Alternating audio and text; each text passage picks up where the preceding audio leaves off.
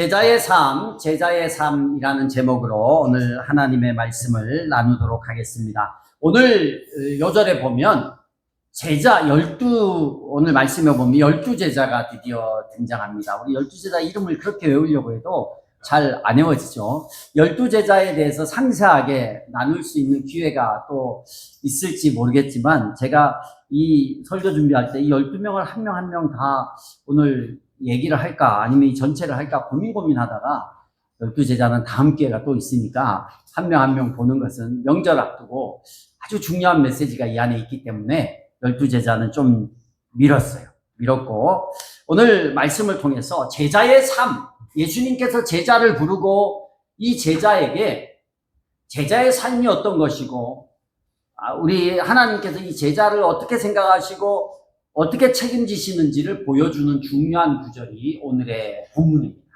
여러분, 우리가 어떤 지위가 주어지면 주어지는 게 몇 개 있어요.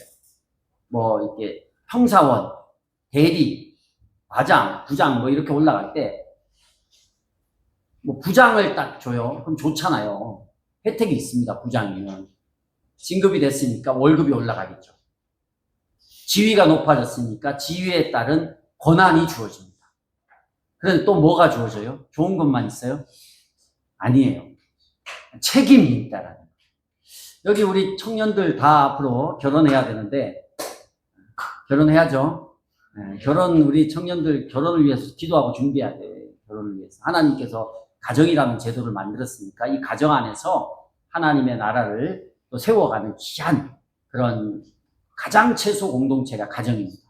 근데 결혼을 하기 전에는 너무 즐거워요. 연애할 때는.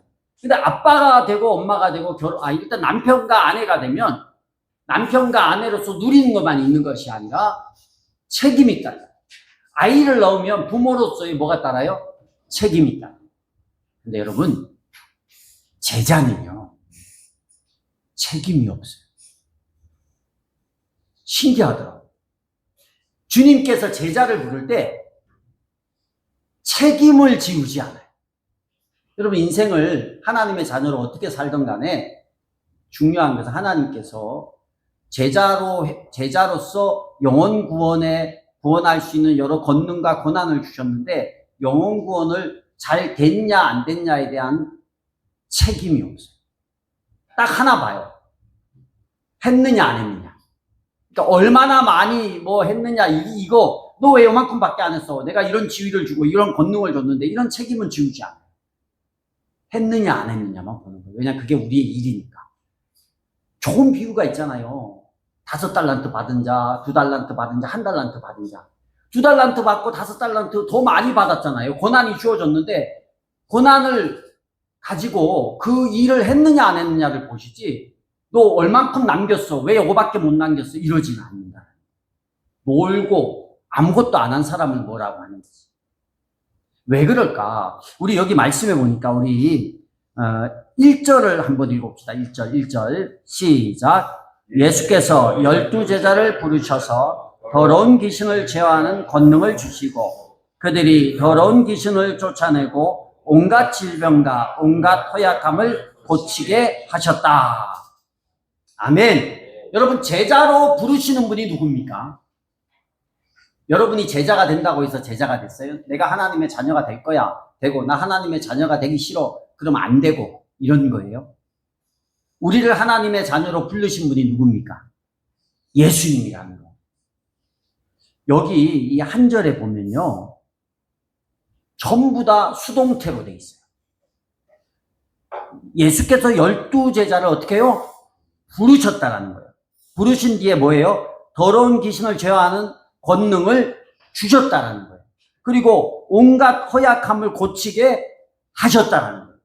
내가 예수님을 쫓아갔고 내가 권능을 받았고 내가 사람을 고치게 하는 게 아니에요. 내가 이 자리에서 예배를 드리는 것은요.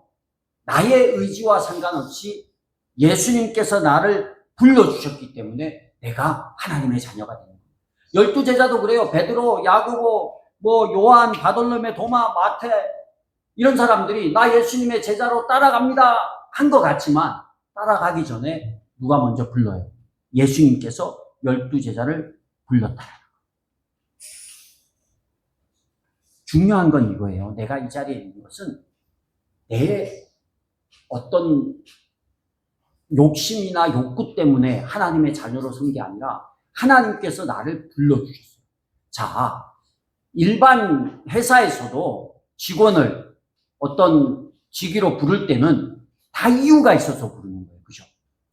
근데 천지의 창조자 하나님, 예수님께서 우리를 부를 때는 이유가 있겠습니까? 없겠습니까? 이유가 있다라는 거예요. 무슨 이유일까? 그게 5절, 6절에 나옵니다. 5절, 6절. 5절, 6절 읽어봅시다. 시작. 예수께서 이들 12를 내보내실 때에 그들에게 이렇게 명하셨다. 이방 사람의 길로도 가지 말고 또 사마리아 사람의 고을에도 가지 말아라.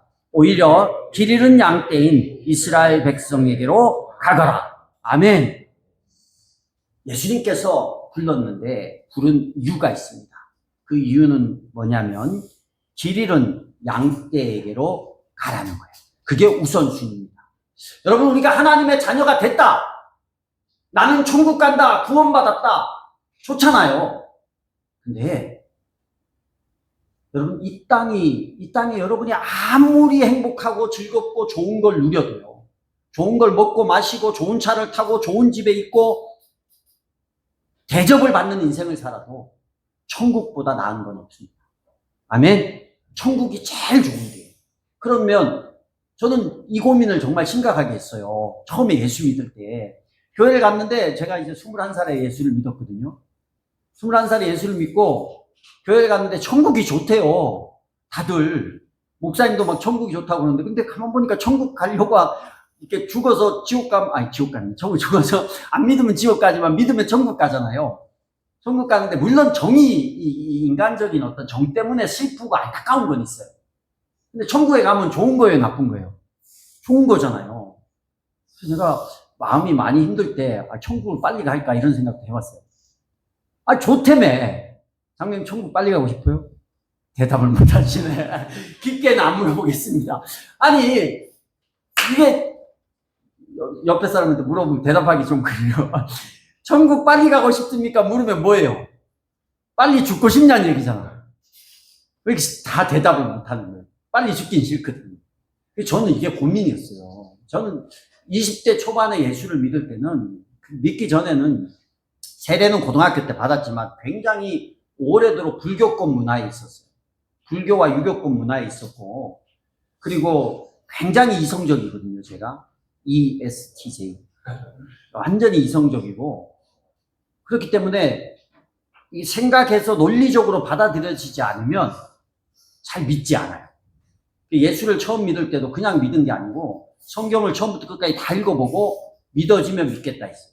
근데 이게 주님께서 날 부르지 않으면 성경을 아무리 백독을 해도 안 믿어지는 거예요. 처음부터 끝까지 저는 자세하게 읽었거든요. 1년 동안 자세하게 막 이렇게 우리 듣기 평가하듯이. 네, 오늘 좀 짧아요. 오늘 면허 때 열심히 읽으시기 바랍니다. 성경 통도 막 듣고 그냥 가는 게 아니라 구절을 보는데 자세히 읽었어요. 근데 이해가 안 되잖아요. 그러니 이해가 안 되니 이게 믿어져요? 저는 이해가 안 되니까. 논리적으로. 근데 크게 부딪혔던 부분 하나가 뭐냐면, 천국이 그렇게 좋다는데 왜 아무도 가려고, 목사님조차도 빨리 그럼 난 천국 가겠습니다 하고 어떻게든, 다 사람은 좀 거시기 하니까 누구한테 죽여주게 하든 뭐 어떻게든 빨리 천국을 가시면 좋을 텐데 천국 가려고는 마음은 아무도 없는 거예요.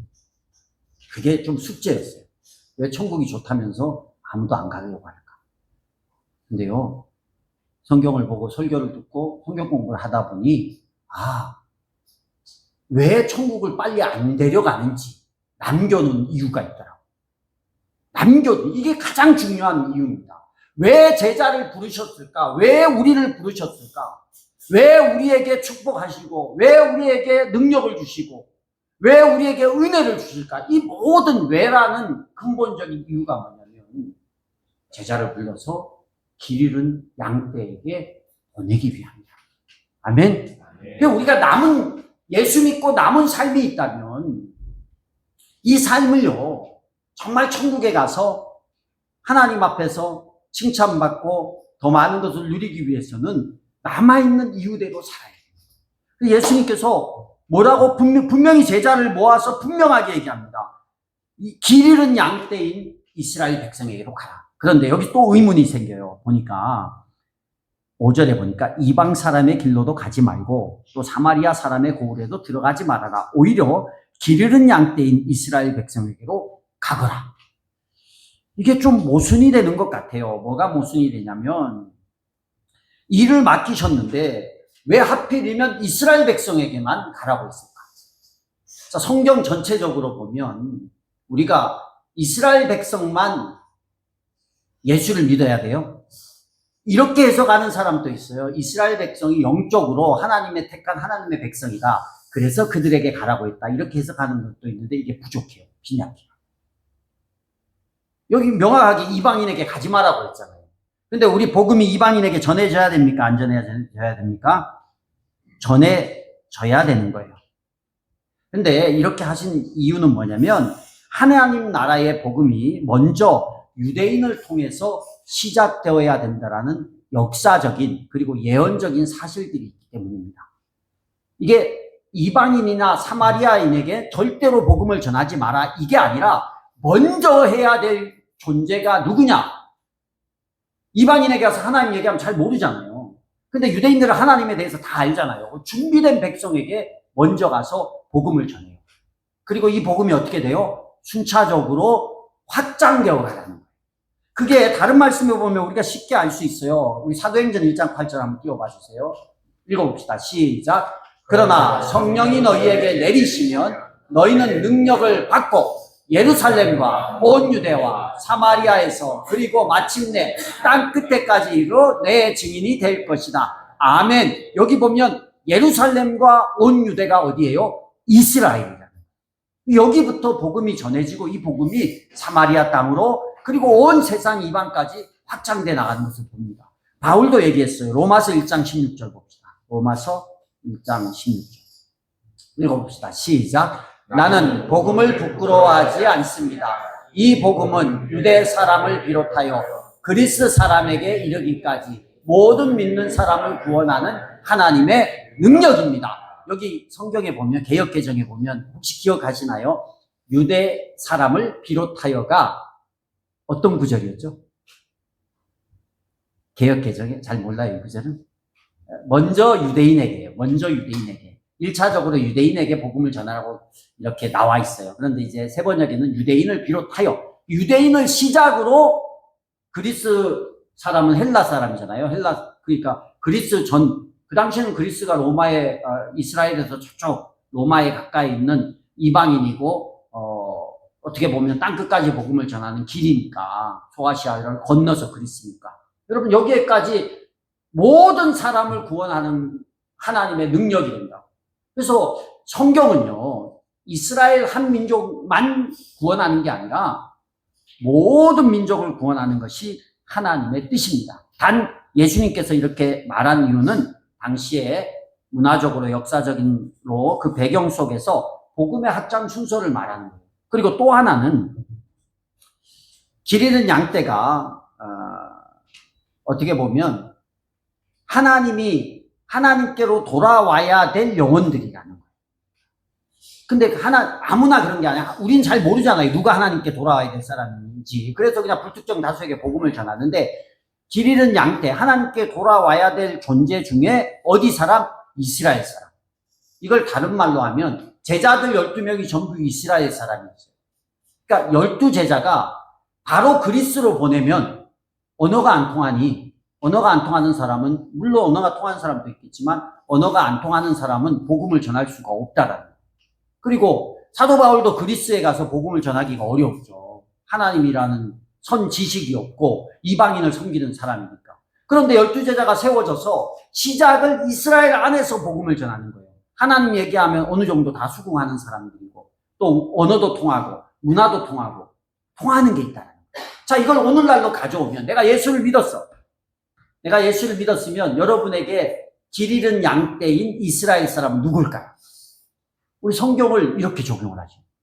여러분하고 문화적으로 어떤 여러 배경적으로 환경적으로 쉽게 접할 수 있고 말이 통할 수 있고 또 보니까 하나님을 받아들일 준비가 돼 있고 그런 마음의 여유가 있고 물론 뭐 거절하더라도 어떻게든 둘 중에 하나예요. 내가 환경적으로 가까워서 복음을 말할 수 있는 사람이거나 아니면 나에게 선대하는 그런 사람이거나 이게 내 가까이에서 내가 복음을 전하기 용이한 사람이 어떻게 보면 길 잃어버린 양떼인 이스라엘 같은 사람이에요. 이걸 다른 말로 하면 뭐 우리의 VIP나 전도 대상자라고 할 수 있죠. 그냥 불특정 다수 가서 예수 천당 불신지옥 이것도 물론 의미는 있지만 그게 아니라 우리 예수님이요 매우 지혜로우셨어요. 12제자를 택해놓고 그냥 보냈다가 다 실망하고 낙담하면 어떡해요? 그러니 너희 주변에 있는 잃어버린 양떼를 찾아. 여러분 우리가 추석을 맞이합니다.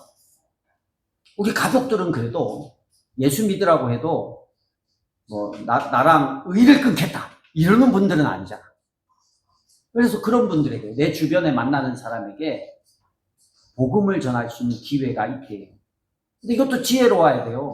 그냥 뭐 대뜸 가가지고 예수 믿으세요. 그래야 천국 가요. 그러면 니나 믿어라. 이럴 수 있잖아요. 그러니까 가서 잘 섬겨주고 그들을 위해서 기도해주고 그리고 기도해준다는 말이 얼마나 힘이 있는 줄 아세요? 기도해준다라는 말이 기도해준다는 사람이 안 믿는 사람도 다 좋아요. 안 믿는 사람. 제가 수요일날 얘기했던가요?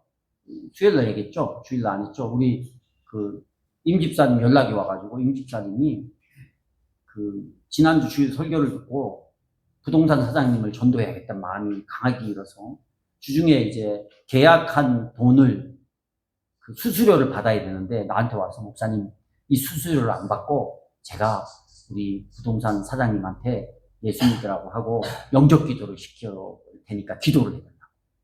그래서 깜짝 놀랐죠. 갑자기 영접 기도까지 그냥 기도만 해줘도 힘들 텐데 그랬더니만 이제 주중에 전화가 와서 목사님 영접 기도가 하기가 쉽지 않잖아요. 그러니까 목사님이 오셔서 좀 해달라고. 그래서 내가 그러면 내가 그랬지 가서 기도 제목을 보내라. 그럼 내가 가서 기도해드리고 뭐 할 수 있고 영접 기도까지 하겠다고. 그래서 명절 전에 갔으면 좋겠다 했는데 연락이 어떻게 바빠가지고 안 돼서 지금 명절 끝나고 한번 갈 예정이에요. 영접 기도는 솔직히 좀 무리잖아요. 일반적으로 사람들이 갑자기 뭘 영접을 해. 이러니까. 그러나 그 사람의 삶을 위해서 축복 기도해 주는 것은 얼마든지 할 수 있어요. 그냥 예수 믿어서 지혜로워야 돼. 우리가 정말 지혜로워야 되는데 가서 가족 중에 누가 힘든 사람 있으면 뭐가 힘드냐. 내가 교회 가서 늘 기도하는데 또 교회에서 저녁에 기도하는데 내가 기도해 드리겠다. 기도해 드리겠다. 제가 해봤는데요. 안 믿는 사람 중에 기도해 주겠다는데 때려치세요. 싫어요. 이런 사람 한 명도 못 봤어요. 오히려 고맙다. 근데 반드시 기도한 것은 기억하고 확인하셔야 돼요. 기억하고 확인하셔야 돼요. 어떻게 됐냐 이렇게.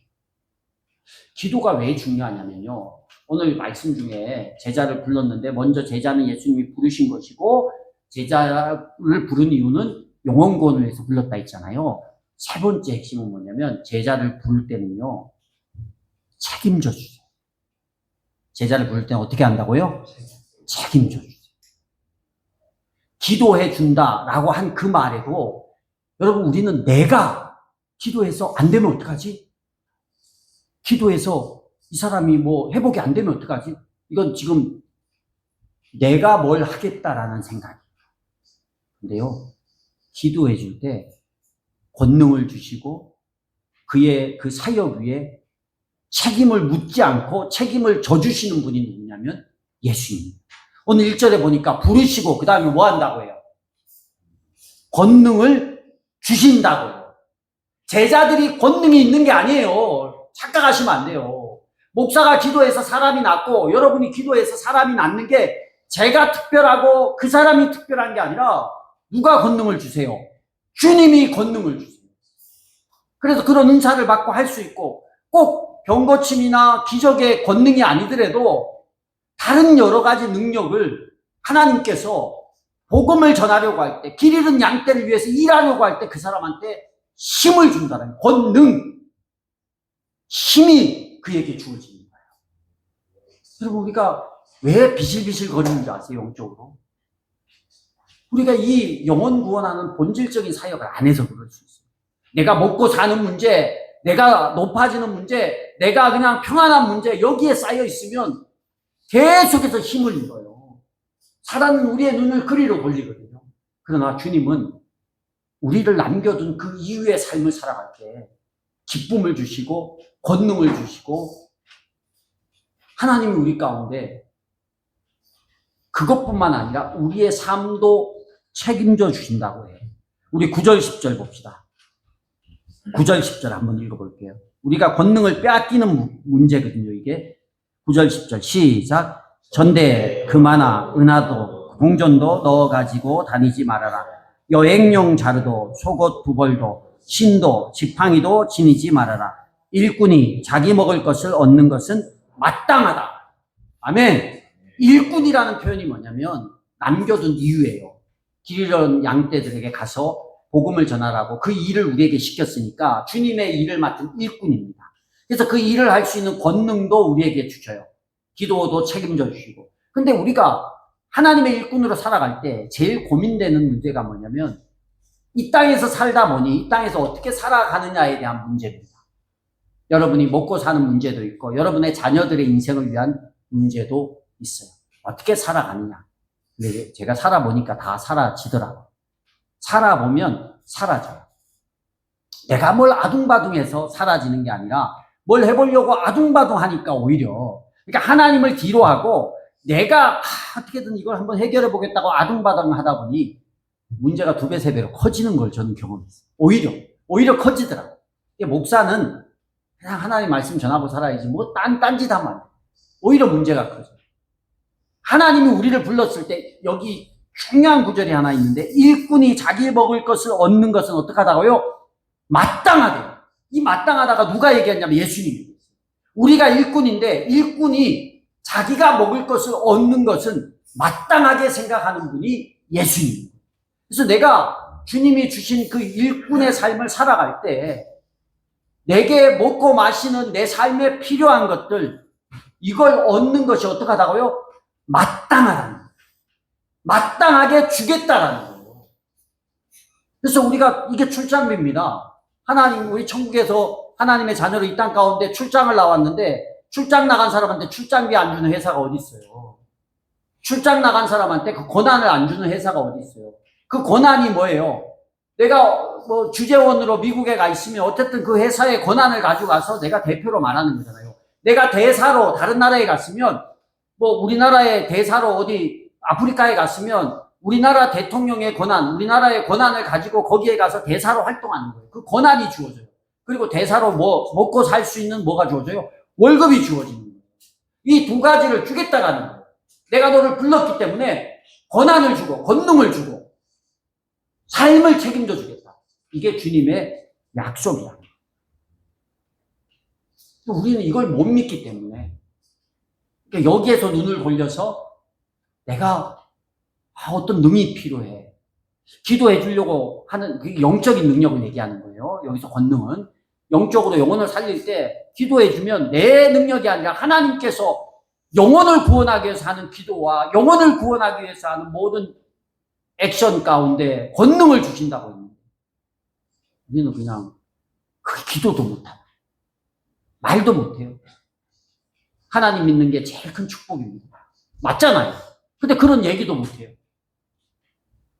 그리고 우리의 삶도 책임져 준다 했는데 그 부분도 우리는 못 믿는 거예요. 왜냐면 여기서 내가 먹을 거, 목사님 어떻게 먹고만 살아요? 입고도 살고 그렇게 얘기하지 말고 이게 먹고 그 당시에 그냥 복음을 전하기에 필요한 것들에 대해서 책임져 주는 거예요. 우리가 여기서 좀 그래요. 과하게 부자가 돼서 많이 베풀고 살고 싶고 이런 욕심이 있으면 어쩔 수 없죠. 그렇게 되는 분도 계셔야 된다고 저는 생각을 해요. 그런데 그건 하나님께서 필요하면 그렇게 하실 것이고 보일 것이고 꼭 필요하면 우리 교회도 좀 부자가 와서 여러분 뭐 넉넉하게 지내면 얼마나 좋아요. 필요하면 주시겠죠. 그런데 그래야만 복음이 전해지는 게 아니잖아요. 그게 순서가 바뀌는 거예요. 그래야만 복음이 전해지는 건 아니거든요.